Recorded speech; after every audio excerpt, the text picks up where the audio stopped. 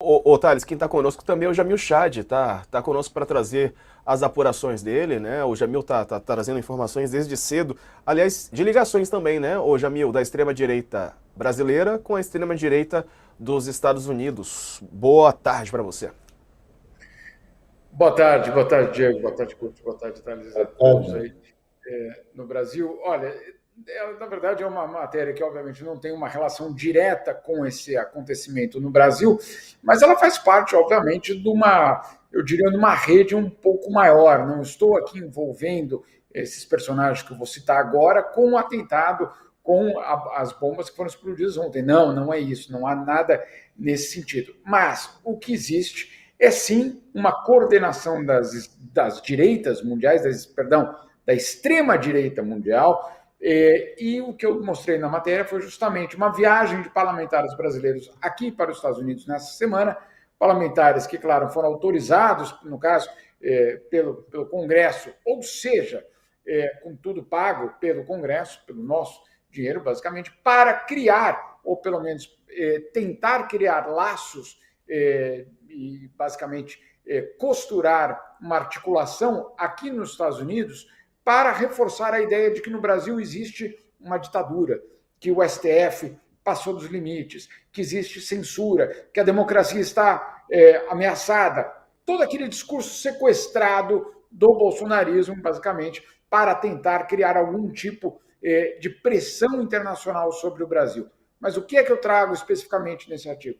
É uma carta de uma dessas organizações de extrema-direita aqui nos Estados Unidos, a ADF, que se coloca à disposição dos parlamentares brasileiros para, inclusive, dar conselhos, para, inclusive, orientar de que forma, justamente, esses parlamentares poderiam atuar. Quem é essa instituição? Essa instituição ela é a responsável pelo grande lobby ultraconservador aqui nos Estados Unidos. Ela fez parte do desenho daquela política, ou pelo menos eu diria do projeto de governo de Donald Trump, é absolutamente radical e tem, claro, como objetivo modificar toda a estrutura, tanto das organizações internacionais como dos Estados. Então, é algo muito explícito, é algo muito claro que existe essa coordenação. E essa carta, justamente, dessa instituição, traz isso de uma forma escancarada. A questão é que essa instituição, que convidou os parlamentares brasileiros a ter reuniões e aconselhá-los,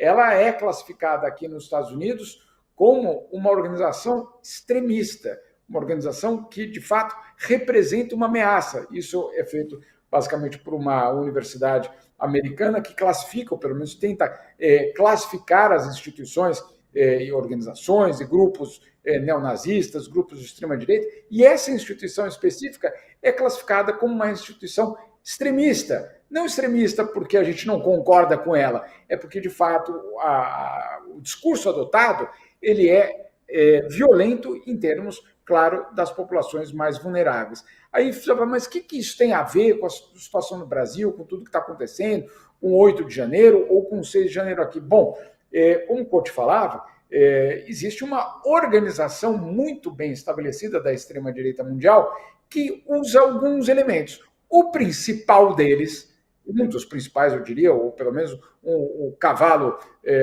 de frente dessa comissão, é justamente o ódio. E é o ódio ao outro, é o ódio a qualquer um que, de fato, pense diferente daquela instituição de pensamento religioso, etc, etc. Então, você tem, de fato, algo muito sensível, que é, obviamente, a violência, sendo incentivada por grupos extremamente bem organizados e que agora chegam no poder de novo aqui nos Estados Unidos. Então, não vai ser uma tarefa fácil. A gente viu aí, né, Couto, Thales, um monte de bolsonarista se apressando, indo nas redes sociais para dizer, não, mas não é bem assim, ele não é um bolsonarista, ou se é, ele também não é. Não, de fato, bom, o fato é que, e esse é o ponto fundamental, eu acho que o Couto conhece muito bem essa questão de comunicação, a comunicação de um líder, ela é absolutamente fundamental. Um líder, quando ele fala, ele é responsável não só pelos seus atos, mas por o que aquelas palavras, aquele discurso vai gerar numa população. Como ela vai repercutir, e quais instintos aquelas populações vão despertar, eventualmente, com um discurso ou com uma palavra. Quando o instinto a ser despertado é o ódio, isso é a consequência.